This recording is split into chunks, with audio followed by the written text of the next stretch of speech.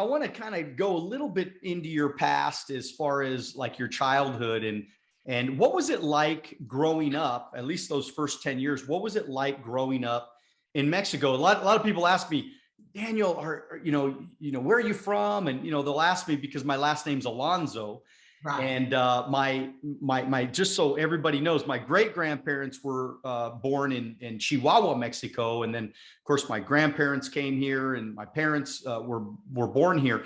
But I was raised by my white mom, so I never got the Spanish lessons like I probably should have. So that was kind of a bummer. But looking back on your childhood, what was it like back in Mexico when you were a small child?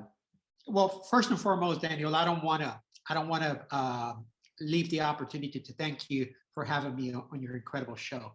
It's an honor and a privilege to be here today and to be able to share my story, our stories with the community. So thank you so much for that. But as a very young boy, I don't have a lot of memories of Mexico, but those memories that I do have were great, fond memories.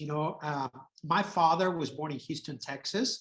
However, he was an orphan at the age of 13 years old, and his relative, he was an orphan from both parents, mother and father. They both passed away very young. In fact, his father was 33 years old when he passed away, and his extended family took him back to Mexico. So my father met my mother, they got married, and they had 13 children. That's a lot of children. That's a lot of children. Unfortunately, both of my parents were uneducated people. Mother had a 6th grade education, father had a 3rd grade education. And I think father soon found out that it was very difficult to make a living and to raise 13 children in Mexico. So he did what many Mexicans, first generation Latin Americans and Hispanics do. They went and pursued the American dream. So father worked in America and he sent the money back home. And we lived a fairly modest middle-class life. We lived well. The dollar back then stretched long ways, and 20 to 1, 18 to 1, 13 to 1, whatever it was at the time, it was a lot more than my father working in Mexico. So, as a young boy, I went to Catholic school. We lived in a fairly modest home, but life was good. I remember fond memories. Now, the memories that really, really, really are marked on me is the memory as a young boy coming to America. I'm one of 13 children. So we came to America when I was 10 years old. We lived in a 2-bedroom, 1 bath, less than 900 square feet frame home. There was only 1 bathroom. Mother and dad had their room. My sisters had a room with bunk beds, and the boys slept in the living room with in sleeping bags. I often refer to that we were so poor I could not afford a drink. So that part of my childhood penetrates more in me than that part of my than my childhood in Mexico. I mean, that's just the reality. But my father and mother were hardworking people. Father was a great provider. I think Gary B talks a lot about the side hustle. He talks a lot about the entrepreneurship. A lot of Latinos, a lot of us are entrepreneurs by default, by necessity. The fact that we have to develop survival skills. We have to be resourceful to be able to make ends meet. And I saw my father do that at a very young age. Mother, on the other hand, was an incredible, great homekeeper. She kept that house immaculate. She was an incredible mother in many ways. And she had an uncanny faith in God. I remember very early on, I used to see her night after night, rocking in her rocking chair, reading and praying. Hours on end. And very often as a young boy, I was very cynical, and I used to say, why the fuck does she pray so much if our situation never changes?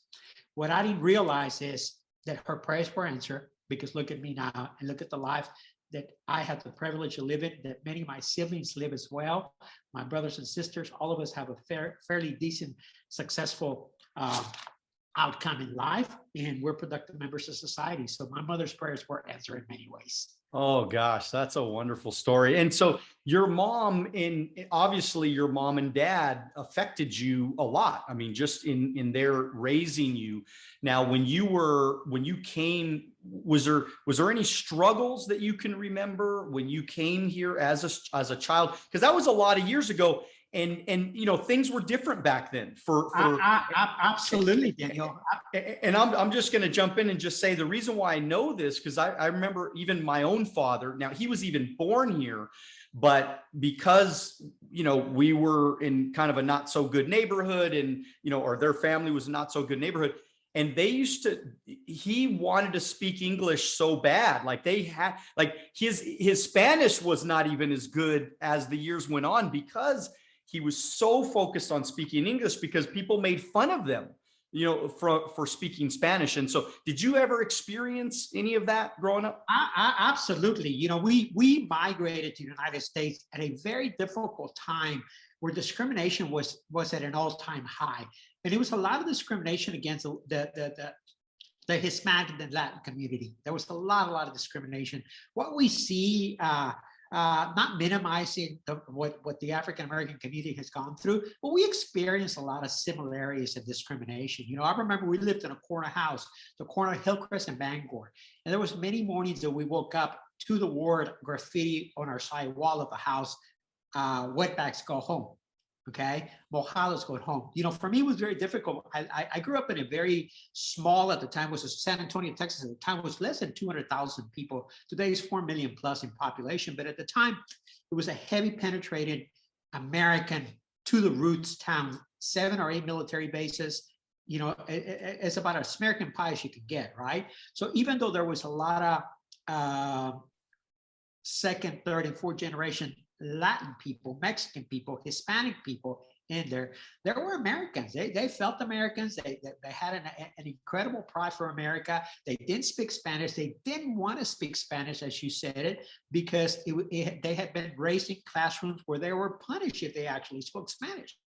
Okay, so you know, I remember one couple of stories that if you give me an opportunity to share them, but one of them as a young boy, my first year in the 4th grade in Mrs. Passmore class, I see all the boys raising their hands, all the boys and girls raising their hands because the teacher had said something. So I raised my hand. Okay, I was a chameleon. I was trying to adjust. I was doing what I saw everybody else doing. So Mrs. Passmore, in her own kind, you know, trying to be inclusive, calls on me, and she says, Pedro, you know, Peter. Okay, and my automatic response was "que," meaning what? Because I didn't know what she was telling me. All I know was that I raised my hand and she called my name. Now I didn't know what to do from there. And from there on, I became KK in school for a very, very long time. And those things as a young kid, they mark you, they label you, you know.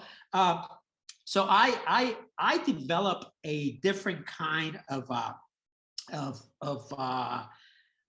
way of viewing adversity, right? All those challenges drove me to be better, to do better, to become better, to seek success, okay? And I really thought that a lot of my issues had been permeated out of the fact that I came from a poor family of 13, which was not common, you know, to live in a 2-bedroom, 1-bath home in America, where you even in the average American home, there's 2.5 children, a dog and a cat, right? Now there's 13 children. We had a football team, okay, plus a bench warmer, you know, on the sideline. So you know, we were not a usual family, and all of that permeated a lot of shame, a lot of guilt, a lot of fear, a lot of insecurity, a lot of imposter syndrome. Okay, that also drove me. They drove me along with some of the attributes that my father and my mother had instilled in me, like the resourcefulness, the hardworking ethic that my father had, my mother's uncanny faith, her prayers, her meditation, her dedication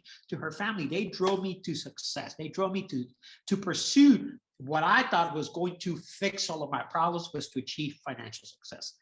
I did achieve financial success at a very young age, but along with all of that, I had a lot of unaddressed issues. I had emotional issues, spiritual issues, mental issues, physical issues that I had not addressed. So I still had a big empty hole in the center of my soul that I could not fill with sex, women, alcohol, cars, toys, houses. Nothing could ever fill.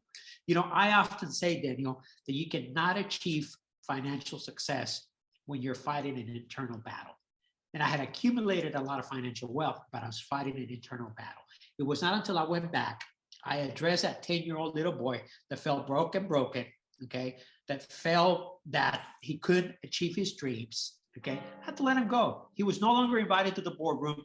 the meeting room, the conferences, the marriages, the partnerships, or anywhere else. I had to let him go. When I let him go, I was able to achieve a full and abundant life, which is what I live today.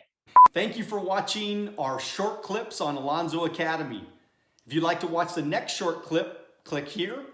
If you'd like to watch the entire podcast, click here.